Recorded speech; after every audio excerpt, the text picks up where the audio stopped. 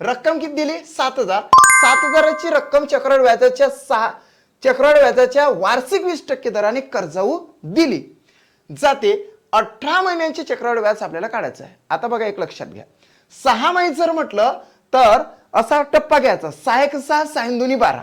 म्हणजेच हे 6 जे आहे याच्या डोक्यावर जर 12 टाकले तर 2 येते. या 2चा इफेक्ट 2 ठिकाणी होते.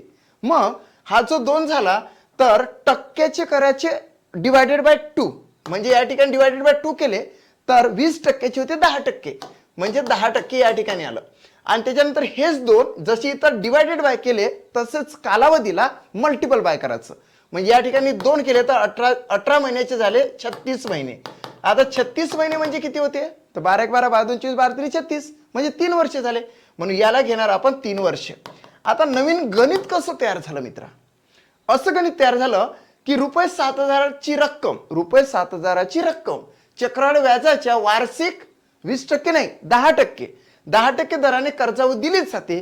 तर 18 महिन्याचं नाही तर 36 महिन्याचे म्हणजे 3 वर्षाचे चक्रवाढ व्याज काढा, असं नवीन गणित तयार झालं. आता नवीन गणित कसं सोडवायचं मी तुम्हाला सांगतो. सर्वप्रथम घ्यायची आपण रक्कम घेतली 7,000 आहे, गुणिले आता 10% आहे की नाही, 10%वर थोडंसं क्रिएशन करायचं. क्रिएशन असं की टक्क्यामध्ये 100 मिळवायचे आणि 100च भागीला द्यायचे. 100 जर मिळवले तर 110 होते, भागिले 100 होते. हा 0 कटला म्हणजे 10%चे थेट आपण 11/10 लक्षात घ्यायचे.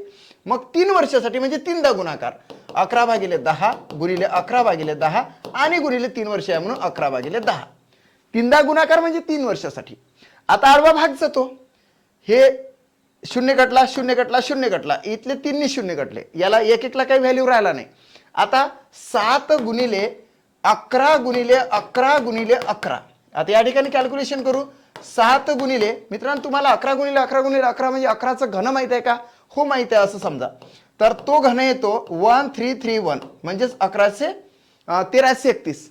तुम्ही 7 गुणिले 11 करा, त्याच्यानंतर असे तुमच्या पद्धतीने तुम्ही मल्टिप्लिकेशन करू शकता. मी डायरेक्ट काय केलं, 11 गुणिले 11 म्हणजे 11चा घन, 11चा घन येतो 1331. डायरेक्टच मी काय लिहिणार 1331 आणि 7 1 7 गुणाकार करूया. 7 1 7, 7 3 21, हातचे आले 2, 7 3 21, 21 आणि 2 होतात 23, हातचे 2 आले, 7 1 6 7 2 किती 9.